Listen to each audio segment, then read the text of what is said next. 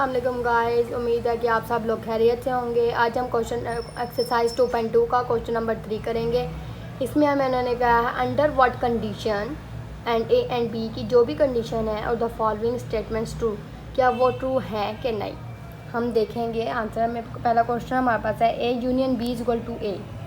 हम ए को यूनियन करते हैं, बी से इकट्ठा करते हैं, हमारे पास आंसर ए आ जाता है। तो ए किस सूरत हाल में होगा? तब होगा जब बी सबसेट ऑन ए में होगा।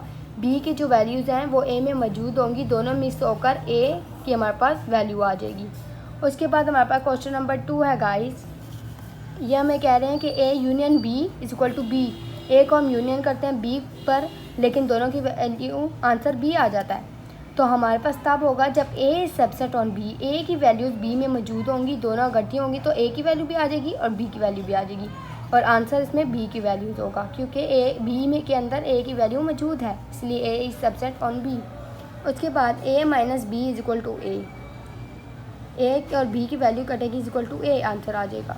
हमारे पास क्या है? A and B are disjoint set. जब हमारे पास ए और बी अलग अलग सेट होंगे, इसमें 1 2 3 होगा, इसमें 4 5 6, तो दोनों में से कोई सेम तो काट नहीं सकता, इसलिए 1 2 3 ए की वैल्यू की पूरी रकम आ जाएगी, क्योंकि ये डिसजॉइंट सेट होंगे। उसके बाद A intersection B is equal to B, answer A intersection B is equal to B answer तब आएगा जब B subset on A, B सब की वैल्यूज़ ए में मौजूद होंगी, ए और बी में कॉमन लिया जाएगा और वैल्यू आ जाएगी कि बी की वैल्यूज़ ए में मौजूद हैं, दोनों में कॉमन है।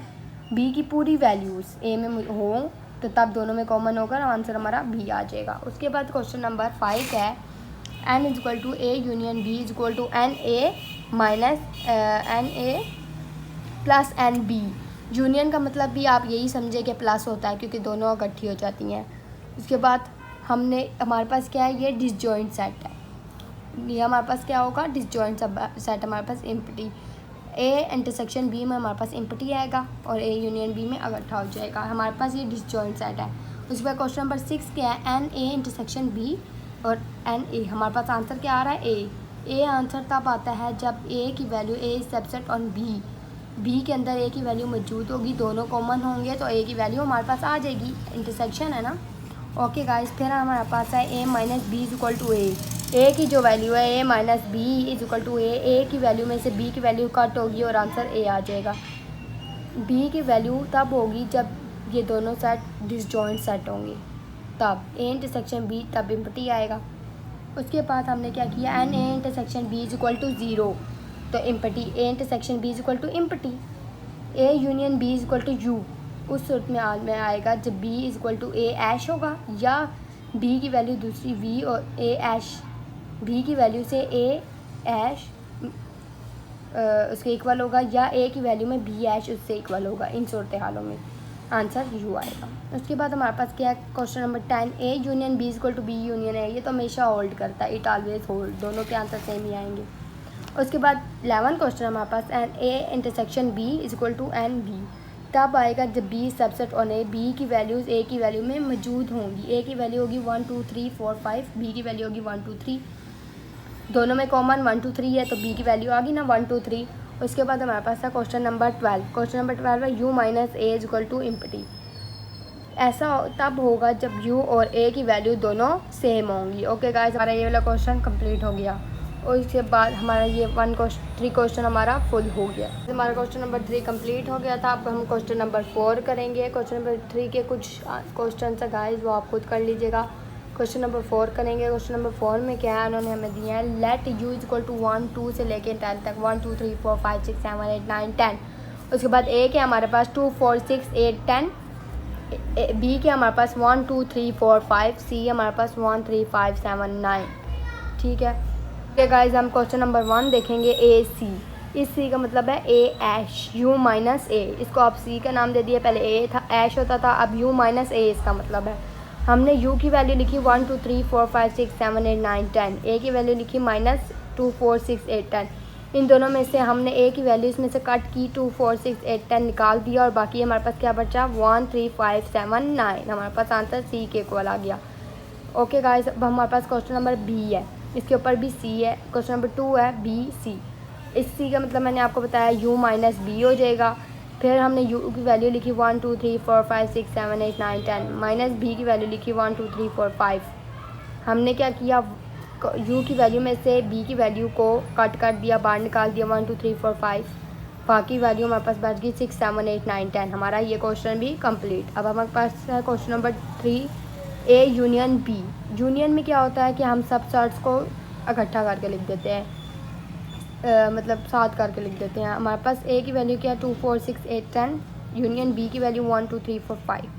हमने क्या लिखा 1 1 2 3 4 5 दोनों 6 8 10 5 6 8 10। ओके गाइस, ये हमारा आंसर। उसके बाद हमारे पास है ए माइनस बी। मैंने आपको बताया है ए बी की वैल्यू जो है ए की वैल्यू से माइनस हो जाएगी। ए की वैल्यू है 2 4 6 8 10, बी की वैल्यू है 1 2 3 4 5। तो यहाँ पे हमारा 2 और 4 ही मिलता है। उसके बाद 6 8 10, 2 और 4 हमारा कट हो गया, 6 8 10 जो बाकी बच गया ए की वैल्यू में, वो हमारा आंसर।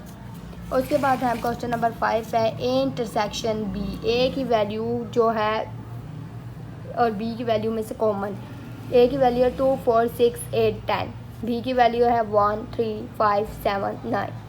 दोनों में से कोई कॉमन है लफ्स? नो। उसके बाद ये एम्प्टी है। उसके बाद क्वेश्चन नंबर 6 क्वेश्चन नंबर में हमें उन्होंने कहा है कि ए सी यूनियन बी सी। ए सी क्या है, यू माइनस ए हमने पीछे निकाला था, हमारे पास आंसर क्या आया था, यू माइनस ए का 1 3 5 7 9। ये मैंने लिख दिया 1 3 5 7 9। यू माइनस सी क्या है, हमारे पास यू की वैल्यू हमारे पास 1 से 10 तक है, सी की वैल्यू 1 3 5 7 9। अगर इसमें से 1 3 और नंबर निकल जाएंगे तो हमारे पास इवन नंबर रह जाएंगे 2 4 6 8 10। ए सी यूनियन बी सी सी। हमने क्या किया, दोनों में को यूनियन का मतलब इकट्ठा लिखा, तो 1 2 3 4 5 6 7 8 9 10 ये इकट्ठा लिख कर हमारे पास 1 से लेकर 10 तक वैल्यू आ गई, यू के इक्वल हो गया।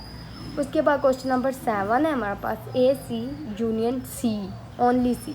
हमने ए सी आपको निकाला था, हमने ए 1 3 5 7 9, सी की वैल्यू हमारे पास है, सी की वैल्यू भी हमारे पास 1 3 5 7 9 है। हमने ए सी की वैल्यू लिखी 1 3 5 7 9, उसके बाद यूनियन सी की वैल्यू लिखी ए 3 5 7 9। दोनों को कॉमन किया, दोनों को इकट्ठा लिख दिया 1 3 5 7 9। दोनों इकट्ठा होकर भी इसी तरह 2 टाइम्स वाला वर्ड जो होता है वो भी 1 टाइम लिखा जाता है। अब हमारे पास आखिरी क्वेश्चन है U C, U minus you.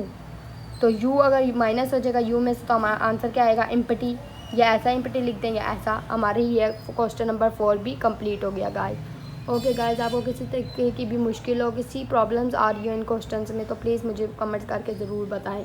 और गाइस आपको कोई भी कुछ भी आपको कुछ हो रिलेटेड, इससे रिलेटेड कुछ समझना हो तो आप मुझे कमेंट करके ज़रूर बताएं ताकि मैं आपको उस पर वीडियो बना कर दे सकूँ। आपको मेरी आवाज़ का इशू है, जिस चीज़ का इशू आप मुझे बता सकते हैं। और अगर आप लोगों को समझ नहीं आ रही तो फिर भी आप मुझे बता सकते हैं। और ओके गाइस, मेरे चैनल को सब्सक्राइब करना मत भूलिएगा। ओके गाइस, अल्लाह हाफिज़, take care, see you tomorrow, okay bye.